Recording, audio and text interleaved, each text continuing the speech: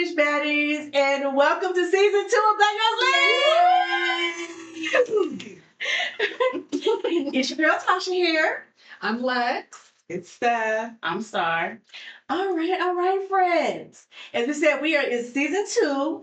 I'm so excited to be back with you guys. Yeah. What a journey it's been. I know. I cannot believe we've been actually doing this for like a whole year. You know, what started out as just an idea and a group of friends together, and now here we are. We like on the internet and stuff. Now I feel like we're famous. Just a little bit. That Tasha said that we are. We're so famous. Yeah.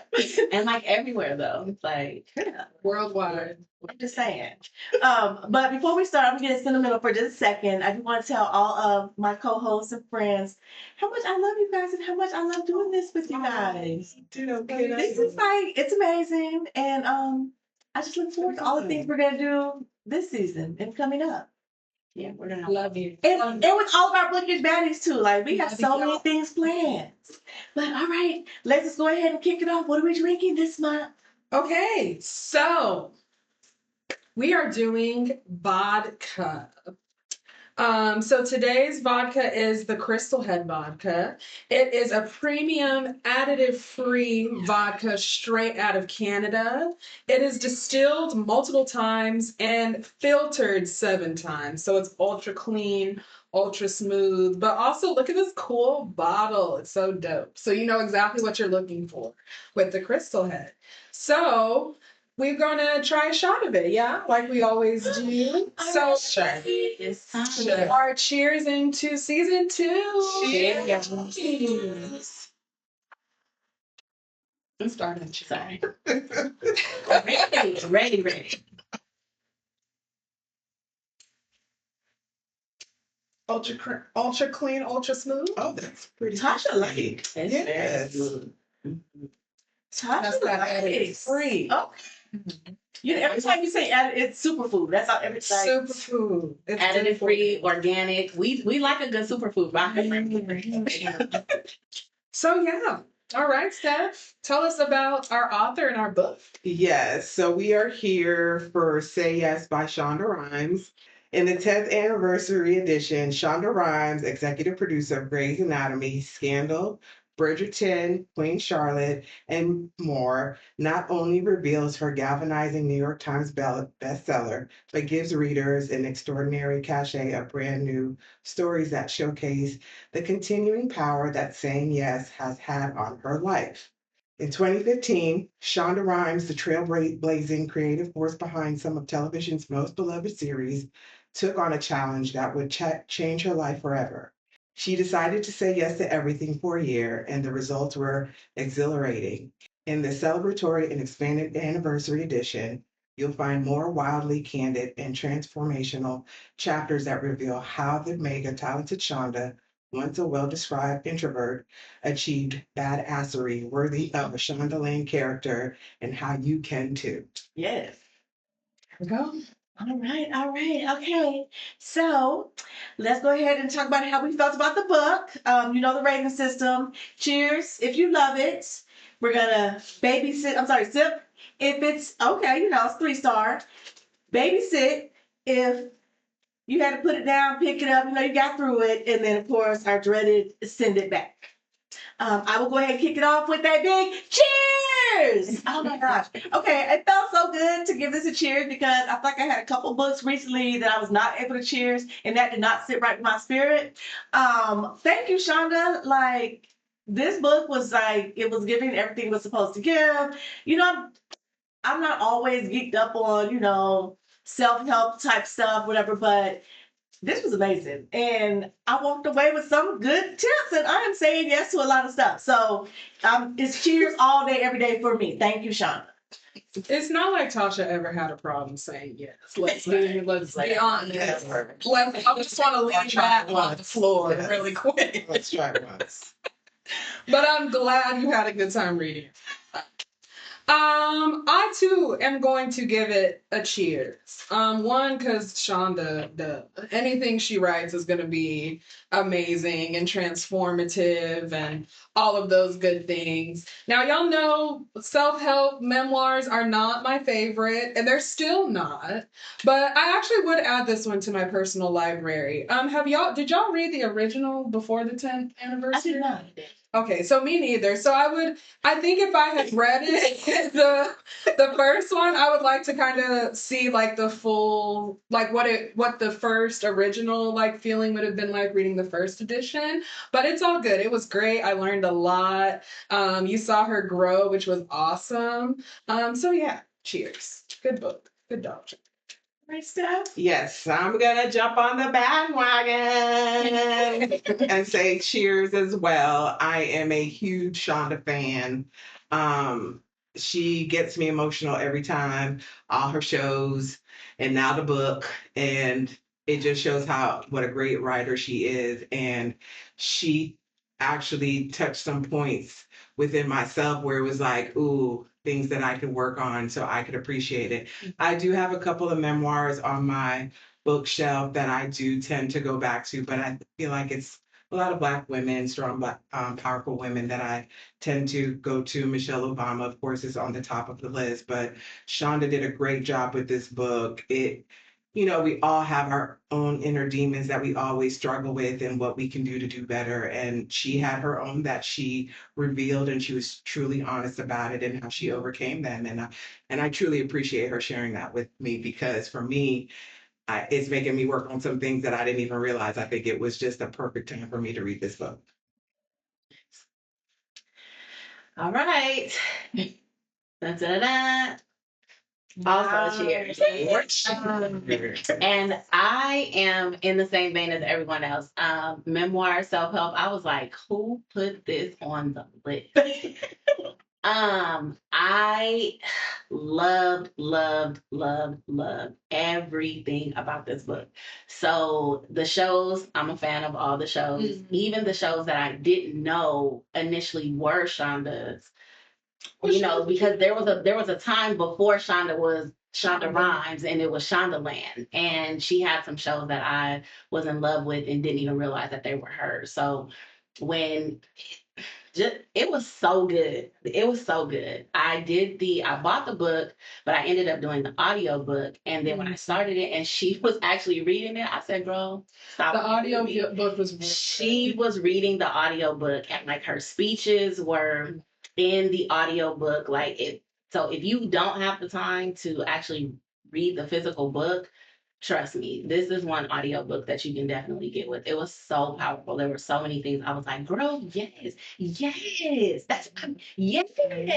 It was so relatable. And the badassery, checkmate. Like the word that you didn't know you needed until you hear it. And yes, please, I'm here for all of the badassery. So a cheers for me. Yeah, it's 100%. Hey, the rule. Okay, unanimous on this. And then we all give it to. I don't think it's a first. It is definitely. It's probably like maybe the second. Sure. Yeah. So with that, we're going to go ahead and get into our first cocktail and our first question. So rightfully so, we are calling this first cocktail the Shonda Sparkler. It is a light celebratory cocktail to kick things off because yes, doesn't have to be overwhelming. We've got in here our Crystal Head Vodka. We've got some lemon juice, fresh lemon juice, but you can do the bottle, but we fresh squeeze juice around here. Fresh squeeze. So we got some lemon juice, some elderflower liqueur. Saint Germain is my favorite, but there are some other options, and then we top that off with some prosecco. So that's what we've got here. The sparkler. Cheers.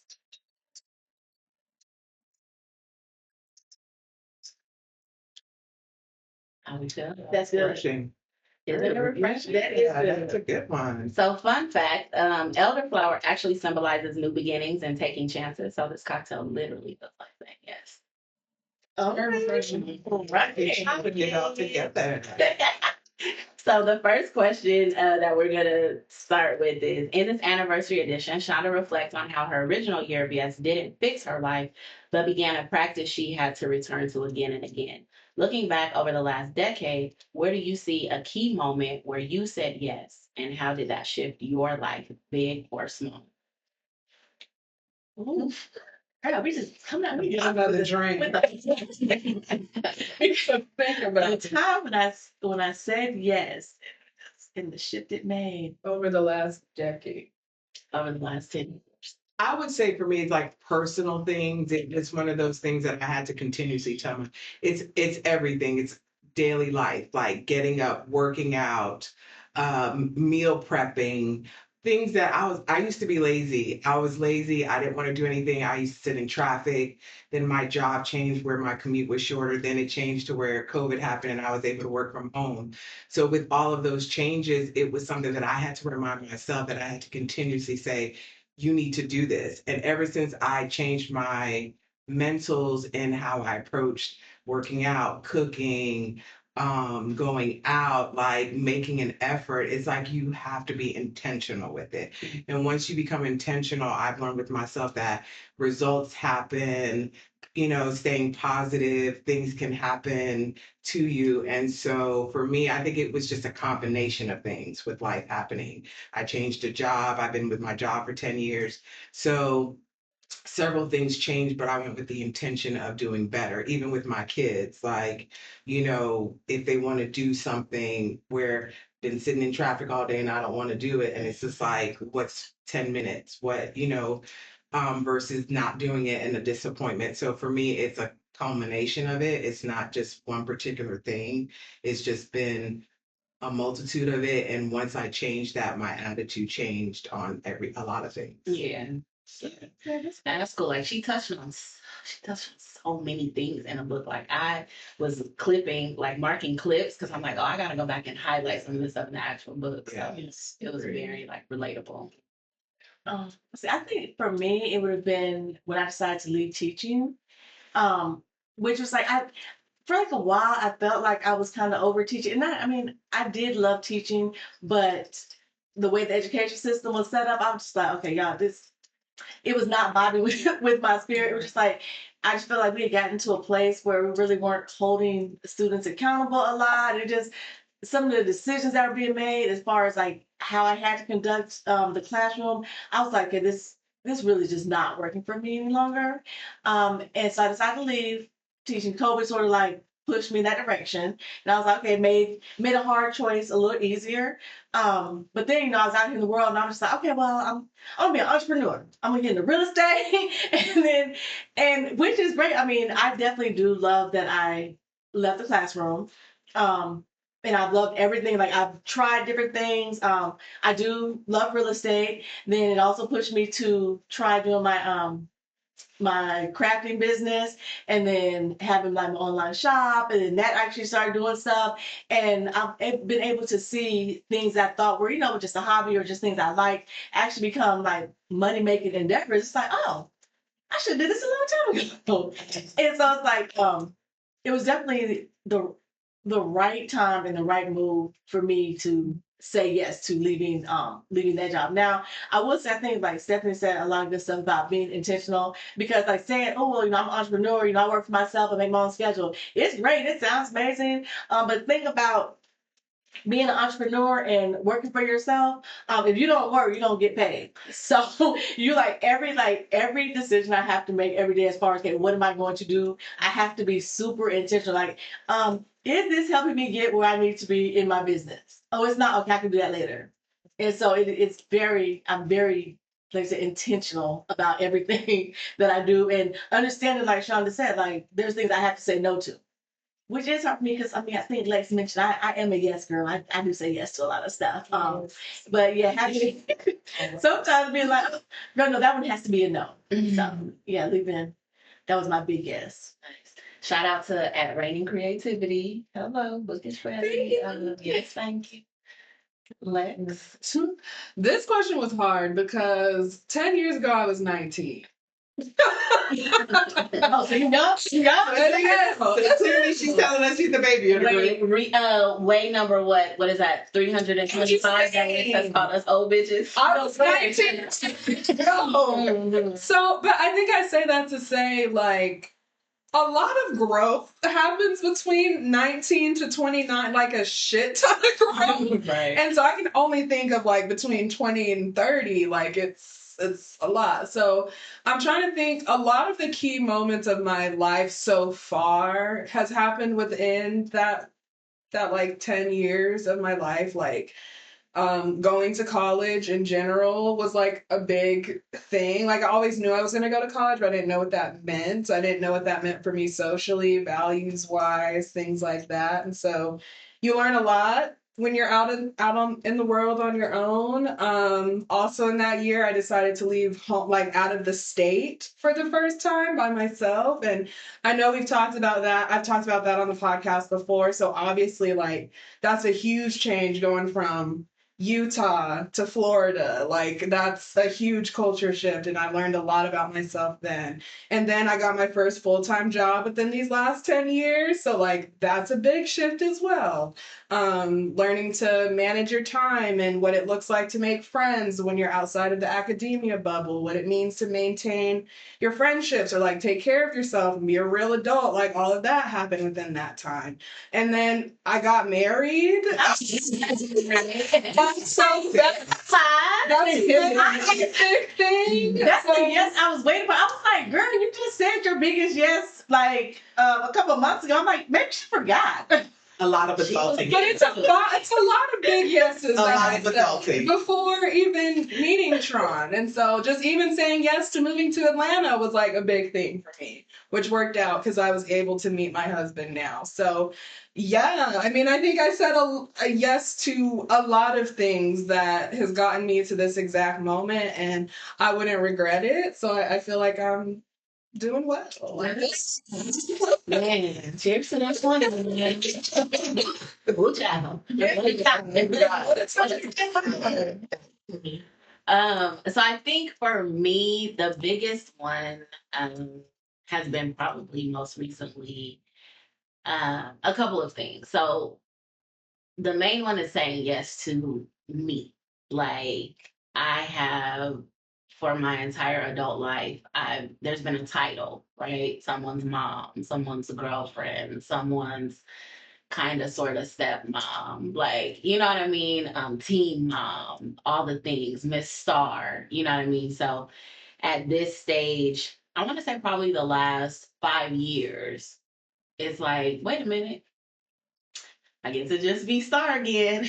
Let me get back into that and what that looks like. And I am thinking, like, it's about to, I'm saying, we're gonna have some code words for it. Star, turn it down a notch, girl, because you're doing a lot right now. And we'll talk about that later. But yeah, that's probably the biggest. And it entails a lot, kind of similar to like, you know, I have a son he's a young adult. Like he is a young man. Like he is really learning how to navigate things by himself. So there's a lot of transitioning responsibilities that's happening and a lot more prayer that's going on. Yeah. Because at the end of the day, I can't be everywhere at all times and I can't keep him in this bubble. Like I have to let him go like he's been raised. He knows what he needs to know and it's up to him how he applies it, you know, out there to Lex's point, like out in the real world. Like you think You think you know. you think you know, and then it gets real, and you're like, wait, hold on. And I'm just waiting for him to have that moment that I think we all have where it's like, dang, I wish I could just go back to taking naps, or I wish I could just go back to high school, or I wish I could go back to college. Like, whatever it is, I think there's always a point where we get individually where it's like, you know, adulting is like, this is it. It's good. Like who voluntarily signs up for this and like where's the exit? Like how do I get off? Like let me off the train. So yeah, this book, man, it did something to me that I did not expect it to do, and I'm so here for it. So yeah. Definitely. Look at us growing. You guys, we're amazing. It's giving badassery. Just I'm just saying Exactly what it is. unapologetic. Very. Okay. So the drink that I will be sharing today is the Dirty Shirley. Okay, so it's a grown-up take on the Shirley Temple. You know, the first little drink you had that when you're trying to look cute, you know, your mom let you order it, be a little fancy. But this one has vodka in it because we grown. We grown now. Okay, so Dirty Shirley is simply we use, like I said, the Crystal Head Vodka with a little grenadine and topped off with a little Sprite and a couple of cherries. Cute. Cheers. Cheers. Okay. Now, what? It's a little sweet for me because you know. I could use a little more Sprite. I can use a little bit more vodka. I can say that. I mean, here. No, we have options. I can use a little bit more. I'm gonna see. I'm gonna use the rest of my little shot. There you go. And see what's happening right there. Say that That could be my a drink. silent killer. This in my drink was weed. That is so unlike Tasha. You probably used the wrong side of the sugar. Well, it's possible. We'll figure it out. Here you go. Now I will say this is super nostalgic and I love this because I remember going out to dinner with my parents and thought I was super fancy. Like, yes, that's actually terrible. Thank you. It does hit you later, right? Hopefully, it might sneak up on you, maybe. Well, here's the thing. It's the array of cocktails that we have going on, I'm sure. And A lit time will happen regardless. in the future, maybe we just take down a grenadine just a little bit because it doesn't need. It is quite red. It could be just a little pink-ish. Okay. I thought it was supposed to like set like the layer. You know, I don't know. No, that's No. that was not the instructions that I. Oh, I'm sorry. Okay. Follow the instructions What's the today. portion control? Okay. Anyway, You said, yeah. back to my question. Who knows? Control has been lost. Ew, yeah. Sorry, B-roll. Okay. Okay. So, ladies, once y'all pull yourself together, Yes. think about, in the book, Shonda, I think 6 years after her year of yes, that's actually when COVID hit. You know, the world sort of stopped. And so she talked about different things that she learned during that time, and then she actually made the pivotal choice just to pick up and move her family. Now that Just pick up and move. Like one of her friends was moving, and she was like, "What? I'll go to. Wait a minute, make that happen too." And then started looking, and then ended up moving. Right, made a huge change to her life. So I'm just curious. I do again, COVID. That was time when the world stopped. We all sort of learned new things we didn't know before. What is either a skill that you learned, or just something about yourself that you learned during that quiet time? If y'all need a second, I can give you a minute. I can go first. Your answer is so. Such. Look, go ahead. Oh, You can add it. Go ahead. you want to go ahead? Oh, you sorry. I'm on something back. Oh, good. Okay. Well, I do remember during that time, everybody was doing a lot of dances. Everybody was learning TikTok dances. I tried that. It did not work out. That's not really that's not my thing. But I feel for me, that actually is when I really started doing more of my crafting. When I I was like, oh, what are people doing on the internet? And I learned different things, different techniques. That's when I was really, that's what pushed me to be oh, I have a whole business out here. Look what I can make. So it definitely was a time of discovery in that. I always liked making stuff as a hobby, but then I realized, oh, wait a minute, I can do this. And then, of course, I bought other materials and other things, and some things I'll tell my husband about, different printers and stuff to be popping up. But that's when I really just said, just, you're on the internet and you just realize, oh, I can pick up a skill or two around here. So that's when I started doing all that. Yeah. I mean, for me, I was still working. For me, COVID happened, but it was daily routine for Steph. So nothing really, I didn't have a lot of idle time because I was still working and we were still busy. at that time. So for me, it was just more finding a home routine. Like when I used to come home, I'm like, I'm home, I get to chill. I've been at work, traffic, gym life, whatever life. And then I would come home and I would chill. And I realized, okay, you can't do that anymore. Everything is home for you. The gym life, work, chill, just all of the above. And so for me, I just had to find accountability within myself to say, hey, you need to get up to do this. So for me, I didn't really learn a new hobby. I just learned how that there are things that you can do at home and it's okay if you're not on the couch or on the bed. You know how to manage that time. That was Yes. I'm trying to find how to. My God, that sounded crazy. I'm trying to find the words without sounding insensitive. Because Go ahead. no, because I don't want to get canceled. It's very much a thing. But so I want to acknowledge that COVID was a very dark time for a lot of people. It was just like a very dark time. Like there was no contact. Some people were in isolation, and it was a lot. So I do want to acknowledge that. However, for me, COVID was a very good reset for me. Because COVID happened right after my first year of grad school.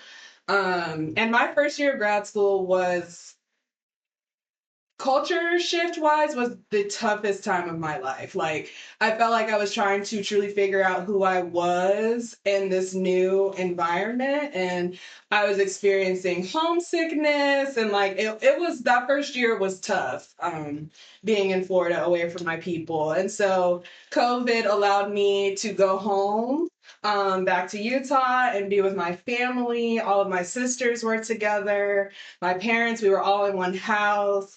And it just like allowed me to remember who I am and what my values are, but then also to just relax because I'm in a place that's familiar, to like get ready to go back out into the world once I got a reminder of like who I am and what I stand for. And so I feel like that's what COVID was for me. That's cool. So it was good. It was a good moment of reflection for me. Yeah, I did a resetting. Going back home and then And having to be there for a minute, because I was home for like 3 months, 3 or 4 months. Then honestly, probably more like 5 or 6. I was there for a long time. So it just was like, okay, I remember who I am now. I'm grounded. I can go back to Florida and, let these people know who they're missing. I'm so sorry. That part. So I think what for me, there was so much going on during COVID, but not really. So I think the biggest thing was obviously the social aspect. I'm an only child and I definitely enjoy my own company and I'm fine with me. But believe it or not, I am a social butterfly. So not having the option to socialize with people, left me in the house with the man that I was in a relationship with at the time and our 2 kids who were like climbing the walls, right? Because they couldn't interact with their friends. And I think it was hard watching the kids deal with the isolation, right? Because it's that's not what they're used to. But I think that I'm kind of the same. I'm in agreement with kind of both Steph and Lex. And that work didn't change. Like my work, like I was remote before COVID. I've been remote for the past 15 years. So working and being at home wasn't really a change. I think it was the interaction of everybody else. Like, oh, y'all here too. So now you guys are kind of imposing on my quiet time, right? Because everyone's here all the time. So it was a lot of discipline in this is the time for this. This is the space for this, right? Because when you're in your home and everything is happening in your home, you do have to be very disciplined in I don't work in my bedroom. I don't, I don't do laundry during my work day, because if you didn't make those adjustments, then it became just this constant go, go, go, go, go all the time, right? To the point that Lex made about the reset. And okay, there's nobody else. So it's me and these people that I live with that live here. So we, it became about how do we interact with each other, right? In these close spaces without like, because there was nowhere that you could send anybody. Like you couldn't send anybody anywhere to get a break. You couldn't really go anybody to get a break. So that was, I think, the biggest thing for me, is just one, reconnecting with the fact that I'm okay with me and my own company, and I don't necessarily need a whole bunch of other people. but also So wondering, I love me. I love me. Never ever doubt that. And here's the thing. The year of yes, Ashana told me it's okay. I'm like, girl, you too. I thought I had to act like, but we'll talk about that later. But yeah, and then the other thing, like I said, just managing those spaces and continuing to manage the spaces, because even now, at my home now, that's where I relax. This is where I read. That is where I sleep. It's very compartmentalized, and that's what I got the most, is the separation of spaces and things, and the intentionality. So. I feel like maybe I had more free time on my hands than y'all. Y'all were like, oh, I'm still working. I'm like, girl, I quit my job and I was out here making t-shirts and stuff. Listen, that is another conversation for a whole other day, because what we not gonna do is go down the rabbit hole of Tasha and discovering I had just said yes, and I was discovering myself. And I love that for you. We was watching Tiger King. We watched Tiger King. I definitely was. We was locked in. I love that for you. Girl, Kobe came. I quit my job and started making t-shirts.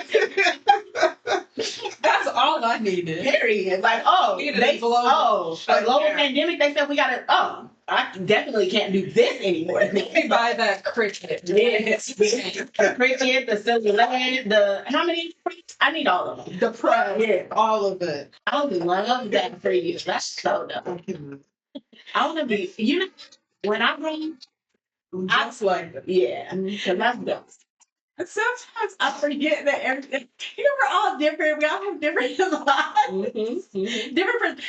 That is what makes this show great. We all have different perspectives. We all bring in different stuff. And I know that y'all don't judge me. Absolutely not. You are that mentor and role model that she talked about. Girl, you're I have my own mentor. All right. I think Steph got the last drink. Yes, we're going into the last cocktail. We're going to say yes to lychee. Lychee. Now, I do love a good lychee martini. Steph, if you mess this up, I'll be real mad. Don't do that. Well, I didn't mess it up. She did. I'm going to say I've never had Not in the dirty shirt. You see how she talked? And like that. Like, okay. Super. She ain't tried it. Anywho, Mm. so yes, say like yes. So we have the Crystal Head Vodka. We got a little bit of lychee syrup and some lemon juice, and then we garnished it with some lychee fruit, which is, by the way, very good. So you should try it. I've had this numerous times. Listen. All right. So cheers. Cheers. I'm here for it. I will say I've never had one before that I liked. I'm like, ooh, is this one? Stephanie. Oh, it's good. This is good. We got a bartender on our hands. Don't do that. Don't do that, girl. Uh-oh. Don't do that. Take a bigger sip. Not take a bigger sip. A bigger one. No, Steph, this is good. I like it. Okay. Come through. Thanks. Okay. That being said, after reading the book, do you have any personal aspirations, and did Shonda bring out something in you that makes you uncomfortable but you want to change? Oh, goodness. Number one is I think she had a whole thing about caring what other people think about you. That currently in this season of my life is my biggest kryptonite. I care way too much about how I'm perceived, about what people are thinking, what people are saying, instead of just stepping into like, you know what, yeah, I did do that. And I was awesome at it. So y'all can suck it. And so I think I just learned the importance of like being confident and even faking confidence until you believe it, because it's all in practice, right? And so I think that's like the biggest takeaway. But there was so many things that I was like, you know what, hell yeah, I need to do that too. But definitely the perceptions and caring what people think about you is really what yoked me up. That's nuts. I think for me, it was there were so many moments. There's so many moments. I will actually physically read this book and I will probably listen to it again. It was so dope and way more than I expected. And I think the fact that we went to see her live when the book came out, she was on tour. And we actually were able to go to an event where her and Debbie Allen, their conversation were having a conversation about the book. And I think that made her real, that made her relatable. They were there, we were in the same room. And when I tell you, it was literally like, it was like this. It was she's my best friend. Like she's definitely part of BGL. Like I mean, absolutely, she's here. She is right here. So yeah, I think for me, it was the moment where she was talking about the badassery. And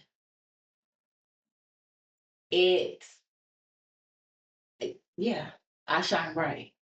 I'm not mediocre. I'm not regular. And everybody can be extraordinary. And it's okay. No shade. Fine. And it's fine. And I'm not judging anyone, but you know what? Like I am extraordinary. I am. And I am who God made me, and I own that. I live in that, and I'm not gonna apologize for it. I'm not gonna dim my light so that other people can feel comfortable. Respectfully, I'm very serious about my boundaries. And I own that. I love that. Respectfully, no. Respectfully, absolutely not. Respectfully, immediately no. Respectfully, get somebody else to do it.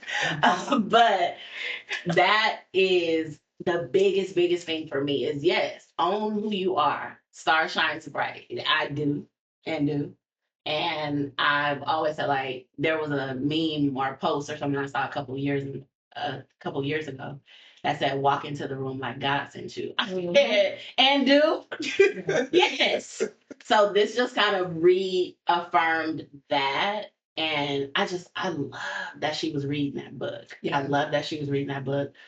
Her speeches were so dope. Like there was so much of her characters. You could see that there was so much of herself in her characters. Listening to her read the book and then everything that, telling her stories. It's like, oh, real. Olivia said that. Like, I hear what you did there. Yeah. So, yeah, that's as far as aspirations go, to kind of bring it full circle. Just being okay, shining brightly. I'm here for it. I think the thing that stood out the most to me in the book was when she talked about, she always gets asked the question of why is diversity so important? Why is so important? And the way she answered the question, that stayed with me for sure. So she says, she's giving this one of her acceptance speeches at some award she was getting. I forget exactly which one. And she was like, look, this is the last time I'm ever going to answer this question. So if you need the answer again, y'all go back and listen. It's going to be. Go ask Oprah. Refer to the speech where Oprah presented me. So the way she answered the question, first of all, I was like, yes, ma'am. But then her answer too. So she talks about why diversity is so important, and why why is it a topic? Why people always think about it?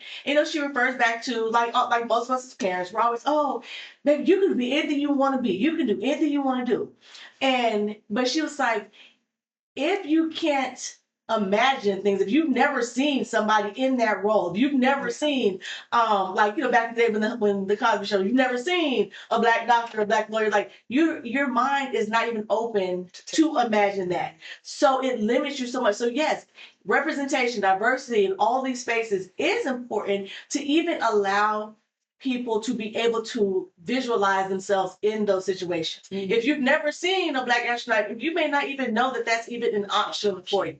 So yes, it is important. And yes, we're going to keep talking about it.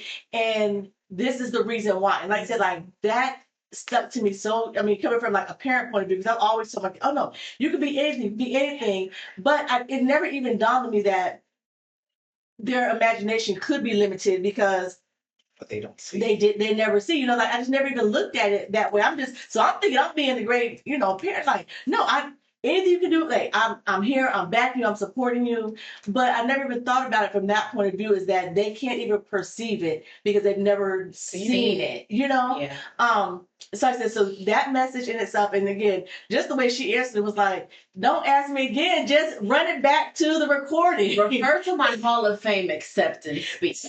I was like, so yeah, that was the moment that that was really yeah, that was very powerful.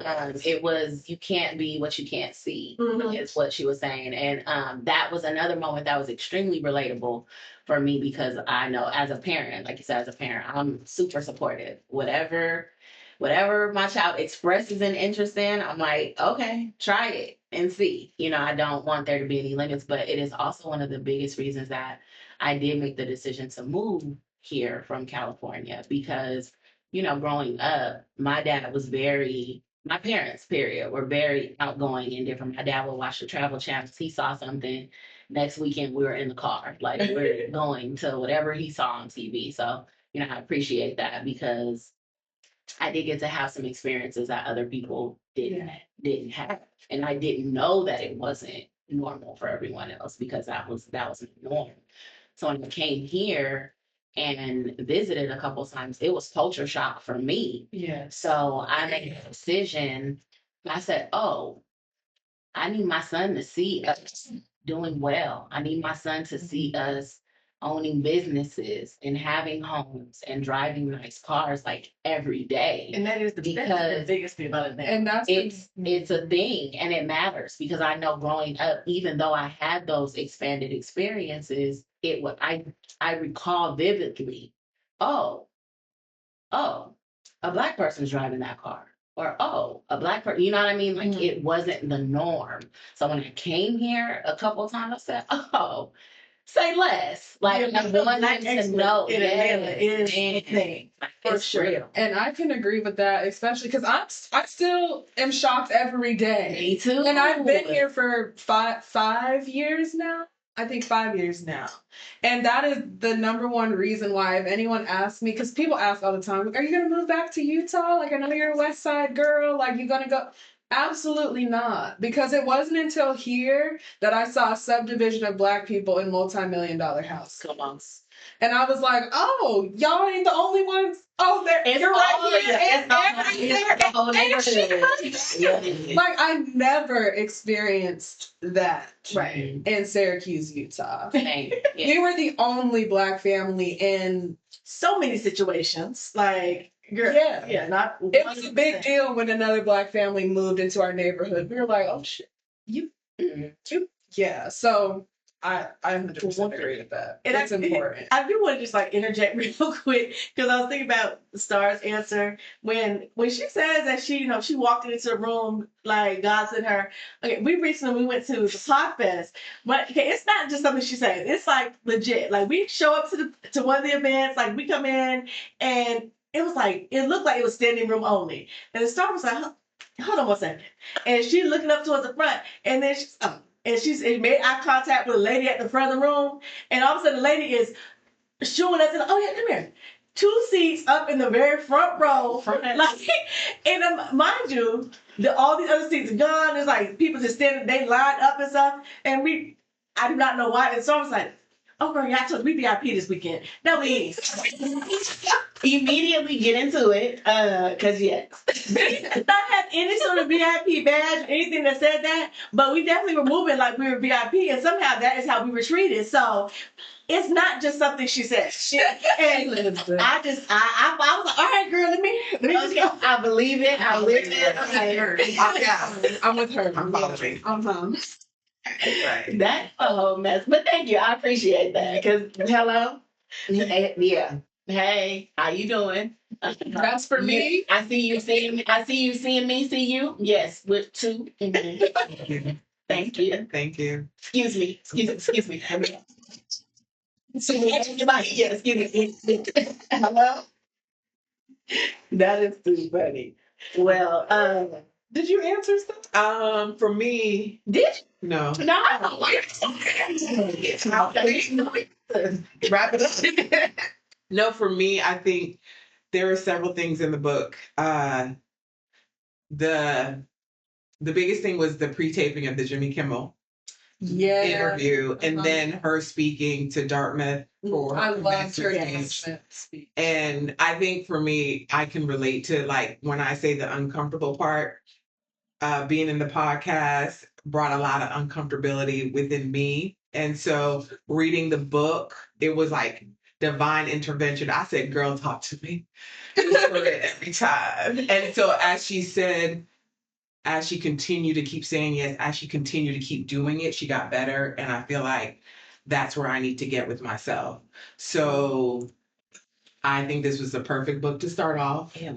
And for me to read this, it kind of pinpointed a lot of insecurities that I have within myself. I do have a lot of confidence, but the public speaking, the videos, the pictures, I was like, ooh, Shonda, can we be BFFs? Hey, girl, when I tag you in this video, can we be BFFs? So we are. Because Shorty said she wanted to poop her pants. Yes. And I get it. Like, I don't want to poop, but I get it, girl. I get it. So, but I commend her. Like, we're all talented in our own ways, and we all have our own flaws. It's just a matter of working on those flaws. And I feel like that's what she continuously did. She's showing her children, she's showing her sister. Her biggest thing was her sister. Her sister really started this journey for her. And even how she talked about her weight gain and eating, like she didn't want to have conversations because she was afraid to have those conversations. She didn't know how to say no, even with the guy she was dating. Yeah. It was just like the next logical step was to spend your life with them, and she was like, no.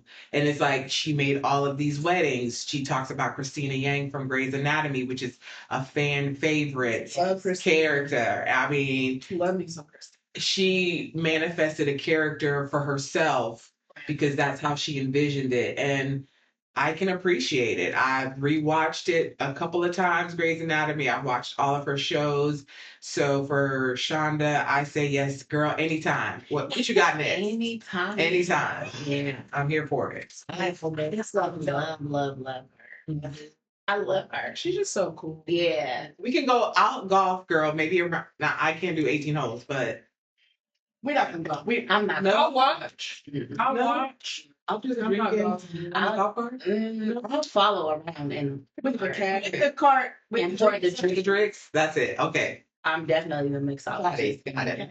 The mixologist got it. I'm We, definitely. we all play our role, girl. Everybody has a way. Yeah. Yes. But final thoughts on Year of Yes. Final thoughts on Shonda Rhimes. Final thoughts. What just Read it. I say read it. Definitely. Keep it on your bookshelf if you need inspiration. She makes you find it in a good, positive way. It's all positivity. It's all love. From Shonda. And I think at the end of the day, you can find something within yourself, one thing that you can bring out for the better. And she showed that. And I'm proud of her for what she did and what she showed and what she shared with us. yeah. I think for me, like I respect the transparency. We're I think in an age where everybody is so consumed with the presentation of the finished product, right? Like picture perfect, the thing that everyone should be envious of. So I did appreciate and respect the transparency, because at the end of the day, there's always someone that would pay to be in your shoes.